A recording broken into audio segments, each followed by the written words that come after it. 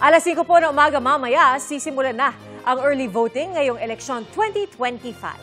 Ang early voting po ay para sa mga senior citizens, persons with disabilities o PWD, at mga buntis. Haga alas 7 na umaga ang early voting at pagpatak din ng alas 7 na umaga, bubuksan na rin ang botohan para sa iba pang rehistradong botante. Hanggang alas 7 mamayang gabi, maaaring bumoto sa mga polling precincts sa buong bansa.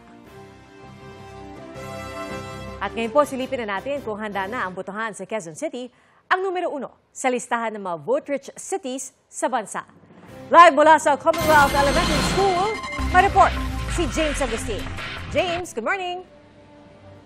Pia, good morning. May isang senior citizen na nakapila ngayon sa labas nitong Commonwealth Elementary School dito sa Quezon City pero hindi pa pinapayagan na makapasok mismo dito sa eskwelahan. Nakita din natin kanina may mga regular voters na pumunta dito pero mamayang alas 7 pa nga ng umaga sila maaaring bumoto. At handang-handa na nga po itong eskwelahan para sa election 2025 ngayong araw. Yung mga lamesa at upuan dito sa covered court ng eskwelahan na itinalaga bilang priority polling place ay nakapwesto na. Diyan po maaaring bumoto mamayang alas 5 ng umaga yung mga senior citizen, persons with disabilities at mga buntis.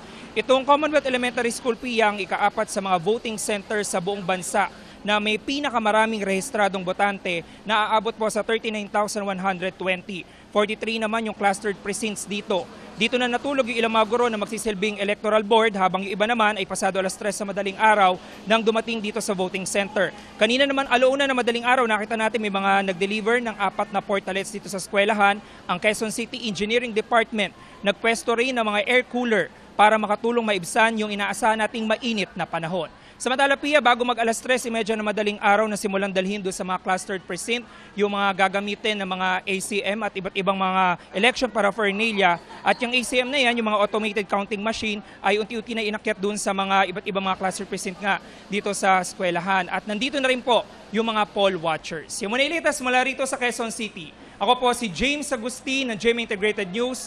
Dapat totoo para sa eleksyon 2025. James, so linawin natin, kailangan maghintay ng eksaktong alas 5 na umaga bago papasukin kung sino man ang nakapila dyan? Pia, doon sa impormasyon na nakuha natin, maya-maya lamang ilang minuto siguro ay papayagan na makapasok, lalo-lalo na yung mga senior citizen. Kapag pinapasok na sila dito sa eskwelahan, diretso po sila dito sa covered court. Hindi na nila kailangan pumunta doon sa mga matataas na floors at mga classroom dito. Dahil dito talaga sila boboto sa area na ito na tinatawag na priority polling place. Pia. At James, paalala lang ulit no, doon sa mga kapuso natin, yung mga kapuso nating senior citizens or buntis o PWD na ngayon pa lang ay naghahanda na no, para umalis ng kanilang mga tahanan, papunta sa mga polling precinct. Maaari silang magdala ng isang kasama at sila ay pwedeng bumoto ng sabay, hindi ba?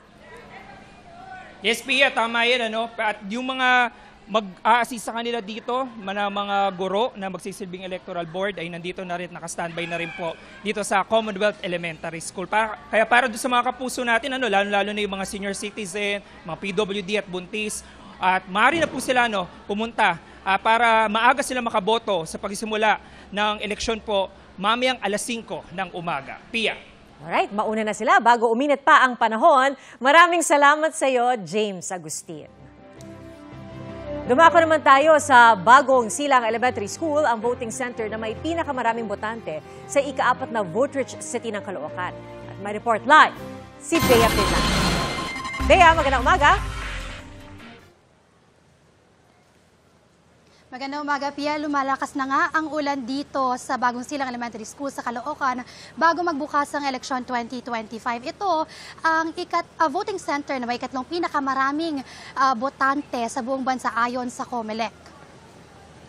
Ang Caloocan ang 4th vote-rich city sa Pilipinas na may higit 765,000 voters. Mas madami yan sa 700,279 registered voters sa lungsod ng 2022 elections. Pero 83.18% lang ang voter turnout noon, kaya babantayan natin kung tataas pa ba yan ngayon na dumami pa ang bilang ng mga botante rito. Dito sa Bagong Silang Elementary School, halos 40,000 ang registered voters ayon sa COMELEC. Ito ang unang eleksyon, Pia, Matapos mahati sa 6 na independent barangays ang Barangay Bagong Silang. Yun yung plebisito ng August 2024. At sa ngayon, wala pang botanteng nakapila rito dahil nga medyo maulan pa at naghahanda pa yung mga poll watchers natin. Pero may mga nakapaskil na listahan ng mga botante kasama yung mga pictures nila at meron ding mapa rito kung saan pwede nilang masilip, kung saan mismo sila pupunta pag oras na ng botohan. Para naman dun sa mga special na mauunang bumoto tulad ng mga may kapansanan, buntis at senior citizens, dito sila sa covered court ng Bagong Silang Elementary School. Didiretso. Mula yan 5 a.m. to 7 a.m. pero pwede pa rin silang bumoto hanggang 7 p.m. ngayong araw. And muna latest mula rito sa Caloocan City, ako si Bea Pinlac ng GMA Integrated News. Dapat totoo sa eleksyon 2025. Nako, Bea, sabi mo medyo lumalakas ng ulan. Ang tanong natin para dun sa mga maagang boboto kapag umulan, meron ba silang masisilungan habang naghihintay sa pila? Naghahanda naman yung mga tauhan dito, yung mga poll watchers natin, mga assistant din ng paaralan para sakaling may mga maagang pumila ay meron silang masilungan at diretso lang sila dito sa covered court. Yung priority polling place naman natin dito ay covered, so protektado sila habang bumoboto sila mamaya. Alright, so para dun sa mga agang boboto, yung mga pupunta sa priority polling place, may masisilungan naman sila sigurado dahil covered ang kanilang area. Pero Bea, kamusta rin yung pagbabantay sa paligid ng Bagong Silang Elementary School? Bago ba kayo pumasok dyan sa mismong paaralan, may nakita ba kayong mga nag-iikot, mga nagro-roving para tiyakin ang seguridad sa paligid? Actually, Pia, merong mga pulisya na dineploy na sa labas at dito mismo sa loob, particular doon sa loob ng polling place, priority polling place dito sa Bagong Silang Elementary School. So, nagsisidatingan na rin yung mga poll watchers para masiguro nga na safe yung pagdaraos natin ng eleksyon ngayon. Alright, maraming salamat sa iyo, Bea Pinlac.